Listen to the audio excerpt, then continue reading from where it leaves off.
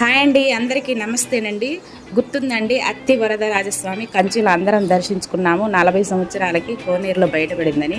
ఆ కనిపిస్తున్నటువంటి కోనేరు ఇదేనండి. ఆ గోపురం కిందనే స్వామివారిని భద్రపరిచి ఉంచారు. నిజంగా అండి, ఆ ఆవరణ మొత్తం చూస్తుంటే ఎంత ఆహ్లాదంగా ఉందో. ఒక్కొక్క స్తంభాన్ని శిల్పులు చెక్కినటువంటి ఆ గోపురాలు కానీ చూస్తుంటే ఎంత గొప్ప మనుషులు, ఎంత గొప్ప మనసులో దైవం ఉంటే కానీ అంత గొప్పగా శిల్పాలు చెక్కలేరు. నిజంగాండి, చూస్తుంటే గుడి ఆవరణ ఒక్కొక్క స్తంభాన్ని తాకి చూస్తుంటే మనసుకి ఎంత ఆహ్లాదంగా సంతోషంగా అనిపించింది.